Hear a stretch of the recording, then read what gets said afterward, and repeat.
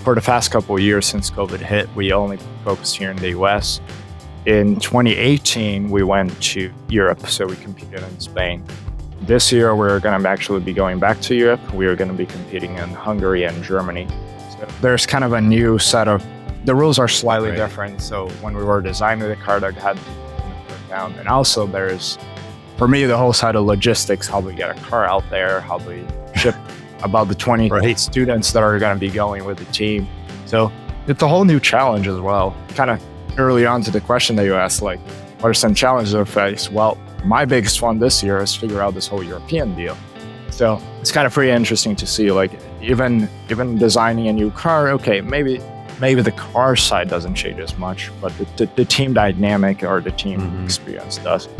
Welcome to What If, So What? The podcast where we ask what's possible with digital and figure out how to make it real in your business. I'm Jim Hertzfeld, and today we'll ask what if, so what, and most importantly, now what? Hey everyone, we're here with Luca Ranzani, team captain of MRacing. Luca, how you doing today? I'm doing well. Great. I know you're super busy, so really appreciate you coming on the show and hearing your perspective as a former engineering student to a current one. I'd love to ask, what first drove you to study engineering? How'd you get into this program?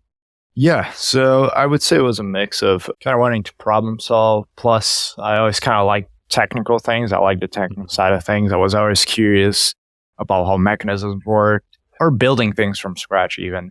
It's kind of like I got something, I would play with it, and at one point I was like, okay, how does this work? And then I would take it apart, see how it worked, and then put it back together. So it was kind of always a little bit of a curiosity there, like how do things work? Yeah. How they work, how do I make them better?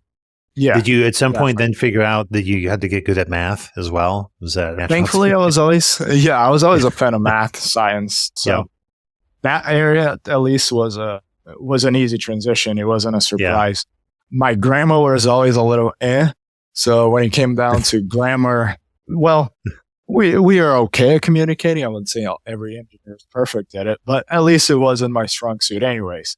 So I can relate. No, that's great. And then, when you got into school, how did you discover this team and kind of what prompted you to get involved?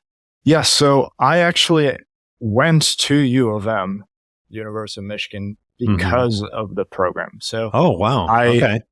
Yeah, I was doing robotics in high school. I already had some machining experience. I enjoyed building things. Was doing first FRC in high school, and then one of my friends, him and I, we would go to trade classes about machining, and he was familiar a lot more about the automotive side.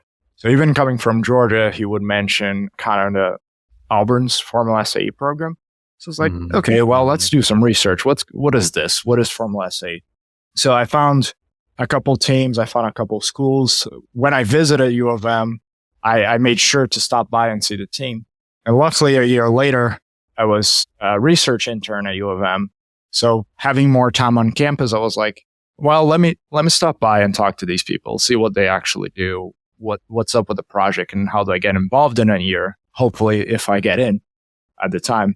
So I came by, I stopped, talked to some people on the team. It seemed like a very cool thing, super exciting. We were building a brand new car from scratch every year. Like, that's cool. Yeah. So that's awesome. As soon as I applied, I mentioned on my application, once I got in, I was like, sweet, I know what I want to do. And pretty much from day one of school, I've been involved. That's and great. I don't regret a single bit of it. It's been so you didn't, fantastic. So you didn't just sort of stumble into this. I mean, you were motivated. You were ready to go. Absolutely. From long ahead of time. That's great. So I'm sure you had high expectations. By the way, just I want to repeat this for everybody. You're building a car from scratch every year. That's correct. That's incredible. You got to face all kinds of challenges. I mean, because you can't just build the same car every year either. So what are some of the sort of things you learned in that process? What are some of the challenges you faced? What are some things that you didn't expect? So I would say, like, since I joined the team, a lot has changed, both on the team side and also kind of on my personal side. I would like to say that I'm never the smartest person in the room. I'm not even close to that, but I do like to work. I like to work, and I like to work a lot. So that kind of weighs in a little bit on my end. But when I joined the team, we were still combustion. So I joined MRacing, and at the time there were two teams. There was Michigan Electric Racing and MRacing. One building a combustion vehicle, the other one an electric vehicle. So I joined the combustion side, and at the time, the team had just returned from an European competition, and everybody was super dedicated. We didn't do great that year. That was 2018. We didn't do great that year. So I came in, and everybody had this huge energy of, we got to turn this table around. Yeah. So I came in, everybody was super competitive. Everybody was super involved and super dedicated with that goal in mind. So it was kind of an interesting thing, like coming in from robotics and starting school and being like, oh, wow, there's a different level of competition. And also like it brings in a new complex thing. Like we're building, it's a car. There's tons of electronics and sensors involved. Our engine itself, we do all the calibration, all the suspensions designed in-house, all the aerodynamics designed in-house.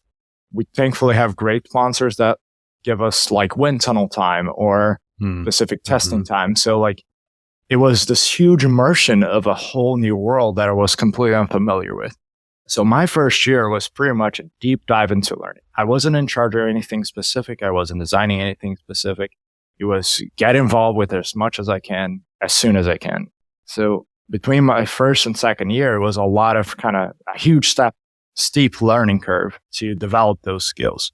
It was really interesting seeing kind of the team come in with that mindset of competition and translating that mindset into a competitive vehicle. Between my first year and second year, we won nearly every single dynamic event that we participated in. So it was like, we were there with purpose. And that carried over kind of throughout my years on the team as well. That was the mindset that I grew up with, kind of where it continued. The second year, I was involved with an actual system design. I was a suspension director for my second and third year on the team.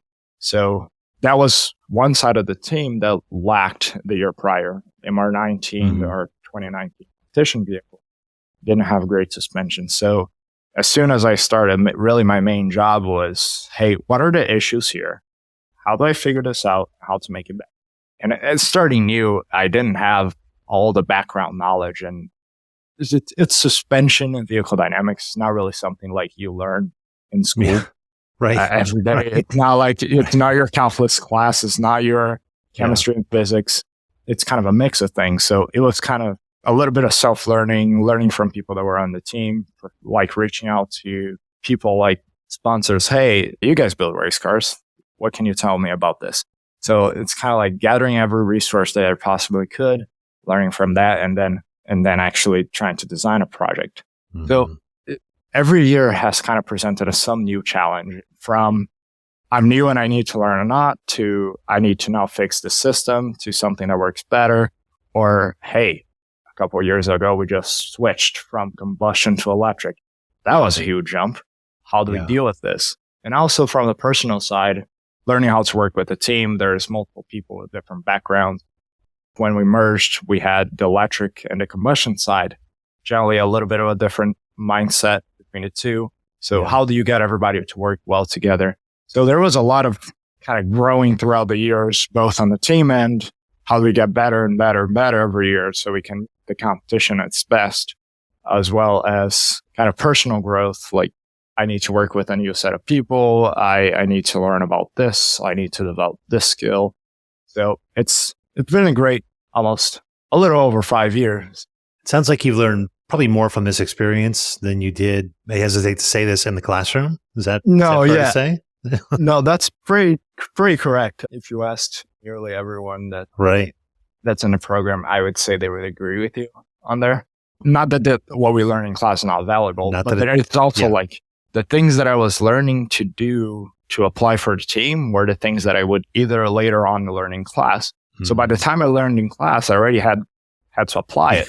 So it made that a whole lot easier. And sometimes it was the other way around too. It really meshes well. Like when I chose to go to university at U of M, one of the things that I wanted to be clear was I wanted to have a mix between the theoretical side and the application. I love the application, but you can't have either or. If you have both, you have a really strong connection. Right. So that's kind of like the team was a great way to bridge that gap And school was a good way to bridge the other remaining of the gap. So Right. it worked out pretty well. Yeah, you're getting your mileage for your tuition, that's for sure. And I think the interesting thing is just, you highlighted this, that the teamwork. The team has to come together. There's a lot of challenges that have to be perfectly balanced, You have to Right. figure out all the trade-offs. So you're designing your suspension, your aerodynamics, your powertrain, your engine, the motor. A lot of those things all have to come together. You've got personalities involved, not just the engineering. So those are things that you told me you can almost only learn through experience. Yes. That's a great story. When you guys kind of run into issues then, like do you look outside? I mean, you mentioned your sponsors, but do you look outside even the automotive industry? Do you guys look to the old school engineers, the up and comers, like it does Tesla or I don't know, some YouTube channel? Like where do you guys look outside for inspiration? Yeah. So we do have a pretty big library of documents that we have built throughout the years. We've been around since 1986. So thankfully we have a wide range of alumni and and a pretty good amount of documents saved. So that's generally your first base, right? We reach out to people that we know. So we have, let's say, someone here at my place of employment, Pratt Miller, that they can help us out with vehicle dynamics. One of our alumni here does a lot of the aero design. So he generally hosts like design reviews with us where we can sit down and ask questions, review a couple of the ideas we had, make sure they make sense in some way before we really explore them. Yeah, exactly. But then also, as you said, like there's a bunch of other resources online that we reach out to companies, we reach out to, well, sometimes YouTube might have the answer for what you're looking for. That's surprising. So we, thankfully, what we are doing has been done at least once, generally, sometimes. And we have something to reach out there. If it's something completely new, which we have done a couple of things that were quite unique, then we kind of need to figure out, okay, this is new. It's not really something standard in the industry. How do we go about it? And then generally we approach more of, let's see if we can find out a couple of different people that do this, see if there's a company that does something similar, and then branch out and try to kind of gather information and piece out a proper answer to this problem that we have or generate an idea from it. So you're really building a pretty interesting network. I mean, a network that goes back almost 40 years, in fact, which is pretty incredible. Yeah, it's definitely super helpful. Yeah, that goes a long way. So you've been committed to automotive, I think, in mobility for a while now. What's your take on the industry? Where do you think automotive and mobility is going in the future? Well, there's a reason we switched out to electric. There's obviously a big drive to electric change. A lot of our sponsors that are automotive had already switched or starting projects. And within the university, we see more electrical focused projects come up. And within our competition as well. So Formula Student is fairly strong here in the US. Multiple colleges and universities have it. And it's also fairly strong around the world. Europe, Germany, Austria, etc. probably have the strongest teams worldwide. So the teams that we generally would compete with in combustion, most of them had already made the jump to electric. So it was kind of, okay, well, we can continue doing combustion and be somewhat comfortable. I'm not going to say that we were comfortable within the competition, but it was a ground that we know the rules of. We're familiar with it. Right. Or we can take on a new challenge and try to explore this electrified automotive industry everything is going to. Racing, I think, is going to take a minute to change. I mean, we do have like Formula E now, but it still doesn't get the attention that Formula One, its counterpart, does, or like the endurance championships. Those are all primarily combustion. And I think there's going to be a while until the racing switches. But Formula SAE being a student-focused program where people are not only competing, but also learning a lot, that might also have a spin-off technology that comes from it. It makes more sense to follow what the main industry is doing. So even though it's not directly what the racing industry is doing, it does make sense for us to make the leap. So for us, it was a clear decision that that's what we wanted to do based on kind of the world around us, right? Like we look 10 years ago, you wouldn't really see that many electric cars driving around. And nowadays, you'll see Rivians, Teslas. You will see electric and hybrids nearly everywhere. So there's already a big jump there within the automotive technology. So for us to kind of stay behind, we also fail a little bit on how we are preparing our students, right? It is a competition team. It is a highly involved team. But at the end of the day, we're all college students. And as we graduate, we're probably going to join some industry. A lot of them go to aerospace. A lot of them go to automotive, kind of branches off. But we want to make sure that we are preparing the students that are part of the team as best as we can. And if the industry and the world is going electric, well, we might as well, right? So where do you see yourself in 10 years? I grew up in Brazil, a country where racing is a pretty big culture. Yes. Like we have had pretty big race drivers, Ayrton Senna kind of being my favorite one as my childhood, even though it was a little before my time.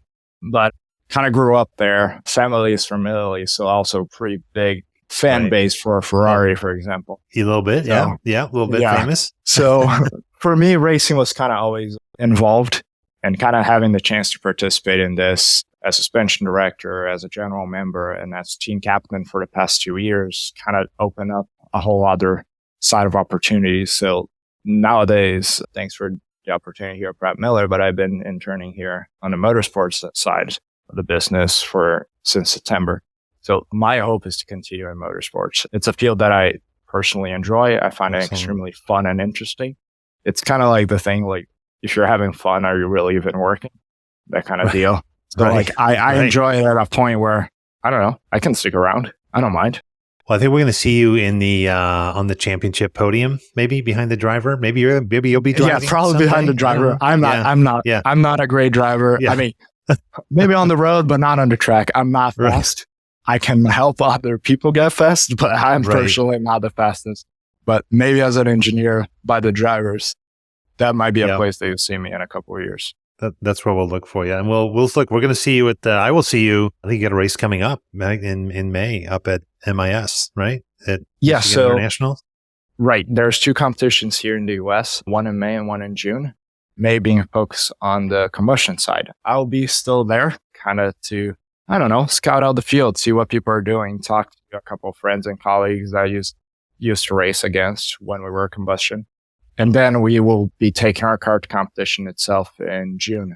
So we actually are going a little beyond. For the past couple of years since COVID hit, we only focused here in the US. In 2018, we went to Europe. So we competed in Spain. This year, we're going to actually be going back to Europe. We are going to be competing in Hungary and Germany. So there's kind of a new set of, the rules are slightly different. So when we were designing the car, that had to be taken into account. And also there's, for me, the whole side of logistics, how do we get a car out there? How do we ship about the 20 students that are going to be going with the team? So it's a whole new challenge as well. Kind of early on to the question that you asked, like, what are some challenges we face? Well, my biggest one this year is figure out this whole European deal. So it's kind of pretty interesting to see, like, even designing a new car, okay, maybe the car side doesn't change as much, but the team dynamic or the team experience does. So, but for this year, we'll be competing here in the US and later on also in Germany and Hungary. That sounds awesome. Well, great to talk to you, Luca. Thanks for the insight. Love your story, and good luck. Good luck with the team. Good luck with your career. Good luck on the getting to the podium in 10 years. Awesome. Thank you. All right. Take it easy. Thank you. You too. You've been listening to What If, So What, the digital strategy podcast from Proficient with Jim Hertzfeld and Kim Chopek. We want to thank our Proficient colleagues, JD Norman and Rick Bauer, for our music today. Subscribe to the podcast and don't miss a single episode. You can find this season along with show notes at proficient.com. Thanks for listening.